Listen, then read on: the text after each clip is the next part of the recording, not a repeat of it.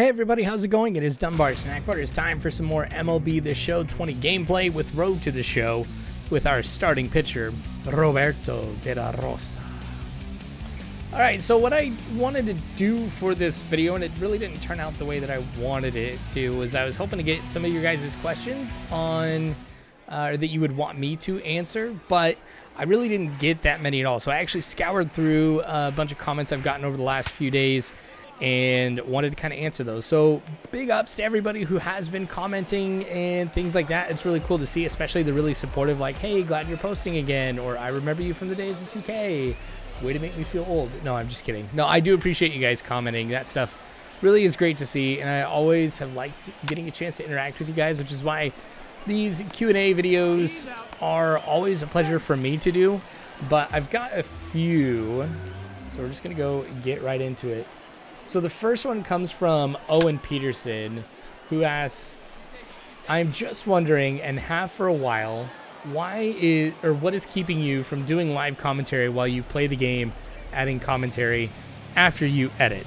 So that's not really a big surprise, or it shouldn't be a surprise to many of you that yes, I do go through and I'll play the game and I'll, after the fact, cut it all up and do the commentary over it. So there's a few reasons why. The first of which is there's a lot of times that I may be interrupted while I'm playing the game. So I've got kids, and sometimes I might need to go help them with something, or they may tug on my arm, or whatever it may be. I cannot do, in a lot of cases, just a live commentary while I'm playing it, simply because there are interruptions, and that causes some problems. The second reason why is because as I'm going through and playing the game, it is hard for me to focus on what's going on with the game and also try and do good commentary at the same time. I'm just, like, I can multitask really well, but producing quality, like, commentary and playing the game well is just difficult for me to do at the same time.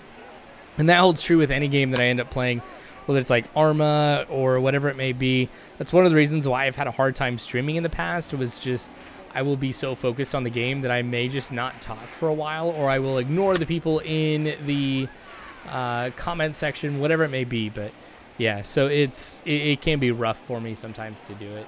And then the third reason, it kind of goes back to editing a little bit, is that as I'm going through, and let's say I'm talking about this right here, and I keep going, and we've gone past the highlight, but I'm in the middle of a sentence, it's hard to kind of cut off when I'm talking and also what's going on at the same time and have that clean break.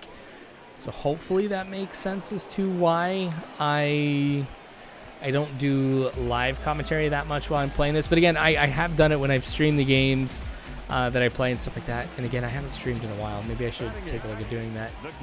I know people are still curious about what I look like, even though it's been just a number of years and I've got like gray hairs and stuff now.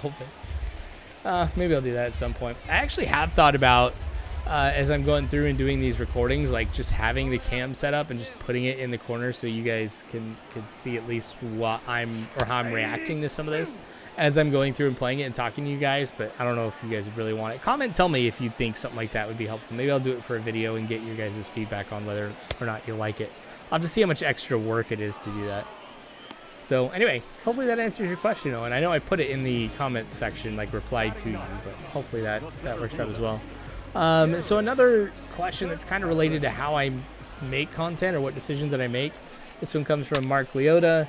How come you always have the commentators turned off?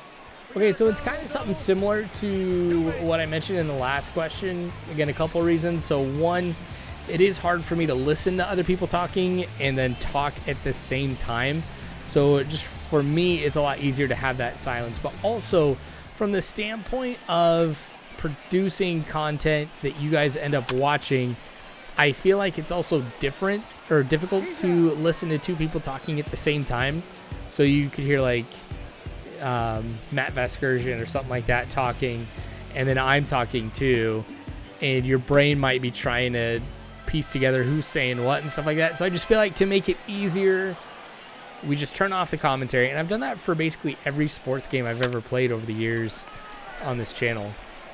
So that's the big reason why, though, is that it's difficult for me to talk when someone else is talking, and I think it's difficult for you to listen to two people talking at the same time. So thanks for the question, Mark. All right, Ty Pearson, have you ever thought about picking up NASCAR games again? Oh, man. You know, yes and no. So back in the days, the golden days of this channel, when I was in full swing with it, I really loved the NASCAR games. They were fun to play. I was terrible at them, I felt like, because I didn't really know NASCAR. I didn't have like a good system in which to actually drive. And so one of the things that I would do, and I would laugh about it a lot, but I don't think people really understood that it was, for me, a legitimate tactic, is I really struggled knowing when to put on the brake going into a turn or letting off the gas when going into a turn. So I would literally try and go as long as I could through a turn and use the car in front of me to slow me down so I could go through the turn. So I really wasn't that great. And so for me, I always felt like that would be really difficult from the standpoint of keep going long term with it, because you have people who play the game who are super into NASCAR. They know these racers in and out, these drivers in and out, and they can provide some really great information while they're playing the game. I can't do that, and I think with how I've kind of structured some of the other games that I play, it was just really, really different.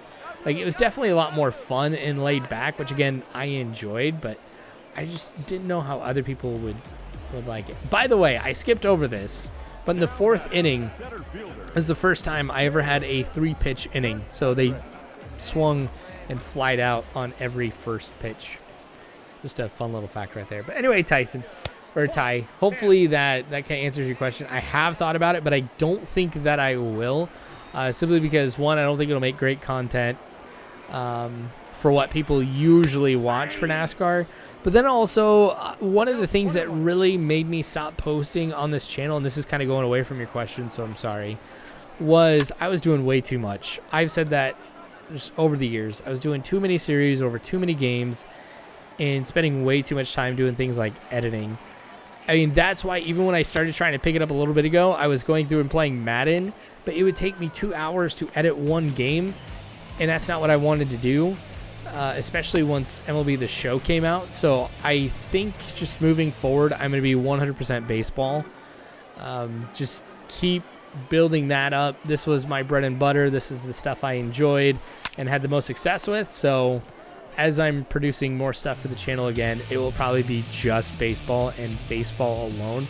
I do have my other channel that I post, which when I kind of got away from this one, I started up. It is basically just all Arma 3, which has been a lot of fun, really cool content over there. And I've really been surprised, like when I played Arma on this channel, like sometimes I'll go, like I should say I'm really surprised how many views I still get on like the Arma campaign and stuff, which is nuts. Anyway, but yeah, hopefully that answers it all time. All right, so last question I've got on here, it'll be kind of time consuming. This one comes from Gabe Garcia. You should talk about what you think of the Astros stealing scandals and maybe what the changes in your area are after this whole worldwide crisis, which I'm not going to name exactly what it is because I know I'll be demonetized because that's just how YouTube is doing things. So let me get to the Astros scandal first. So it was like I had some mixed emotions on it because when you're really competitive, I mean, you're going to want to give yourself every edge to be able to win. And sometimes you push the line a little bit too far with it. And so, like, I can understand why they would want to take those steps. But, I mean, it was disappointing to see that that's how far a team would go, like breaking the rules to be able to get that advantage. But, again, I understand why you would want to do it. And it was really interesting because when PEDs were the biggest thing in baseball, like, I was very much like, no, this is cheating. Like, why would you do that? That's not fair at all. And I felt a little bit different about it with the Astros, though, and I'm still trying to figure out why that's the case, like why I reacted differently between the two. But it was just really disappointing, and it was crazy, like when it was coming out, just how obvious it really was. And I'm surprised it took this long for people to pick up on it or have it be publicly known. But I followed it really closely because I was surprised on how it was going to go. The punishment I thought was even going to be more severe than what they ended up getting. But I don't know if that's just because I was focusing on what the extremes were, what could potentially happen. And that type of stuff in the media, is going to get the most amount of attention. And so I think I kind of gravitated towards that, or at least that's what I was most exposed to when it came to the scandal. So I was surprised also that it wasn't, ridiculous as far as the punishment. Don't get me wrong, it was still bad, but I knew it could have been a lot worse than what they got. Not that I have anything against the Astros, but I've never been like an Astros fan, so I personally wasn't impacted one way or another, except just as an baseball fan interested on what was going to happen, and just kind of wondering, as people do other stuff in the future that's kind of similar to this, what type of punishments might be dealt out, like what kind of precedents were set by it. So, all right, second question. All the things that have changed in my area, life has changed a lot for me. So I work for my day job as an IT director at a university. So you guys have heard about all the universities that have gone to remote learning or, just classes online. So I've been at the forefront of a lot of that for my school. So the past 3 weeks have been absolutely nuts. I started working from home this week, and I love it, actually. Like, just being around my kids during the day and stuff. Like, I'm still working and everything, but, my son might be playing on a computer behind me, or my daughter might be in the next room watching something on a phone. Just things like that. And, just being able to take a shower, come down to my desk, start working rather than having to consider a commute or wear pajama pants and nobody's going to notice, that type of stuff. But we've kind of been preparing as much as we can. Like in Nebraska, it hasn't hit us nearly as hard as some other parts of the country. So we're still bracing for that to end up happening. But I've got my TP. I've got just about everything that I need right now, and we're buying extra every single week for food just in case there's any problems with the supply chain and stuff like that. I worry. I'm a high risk person, for complications from it, but I'm just trying to be safe. I'm staying home as much as I can. I don't think I've gone out at all this week, and I plan on doing that as long as I can. So life's changed, but I'm an introvert, so I'm okay being inside. I'm definitely a homebody, so this isn't as much of an adjustment for me as it might be for my wife or just some other people. So, oh man, that was a really bad swing. But yeah, so life's definitely changed, but it's not like, some other parts of the country yet. And I hope it doesn't get to that point. I'll consider myself lucky living in small town. Well, Lincoln's not small, but just, middle part of the country in a more rural type of environment than, obviously New York City or LA and stuff like that. But it's a crazy time. Like, it is nuts. Like, we're living through history right now. And I'll really be interested to see how everything changes once this is all done. And it will get done. We'll be past it and everything. But, will remote work be more commonplace than it is now? Will, events, large events and stuff like that be more few far between? I don't know. We'll kind of have to wait and see. And I'm excited to kind of look forward to that. Anyway, that is going to be the game as Roberto ends up getting pulled. By the way, thanks for the question, Gabe. Thanks everybody for their questions. Just always keep them coming in the comment section. I'm happy to answer them, not just through these videos. A lot of these I've answered already to you guys, but I just thought it'd be kind of cool in case other people had questions. But all right. Now the question is, how does this game end? That's what I want to know. We lost. I think I get the no decision there, so I'm okay with that. I'd rather get the win, but not bad at all. Anyway, again, thanks for the question, guys. I appreciate it. Keep engaging with me as much as you can. Also coming up with other ways to engage with you guys, too. But subscribe if you haven't already. Bell icon, you guys know about that. Like the video if something in here was cool. If you made it all the way to the end, type baby carrots in the comment section. That way I'll know who ended up staying here to the end. Anyway, you guys are awesome. You really are. Check the description. Patreon is there if you want to request games. I'm building stuff out to let you guys do that. And then the Dunbar Snack Bar Discord. Drop by, say hi. Anyway, thanks again, guys. Until next time, I hope you guys have a good one.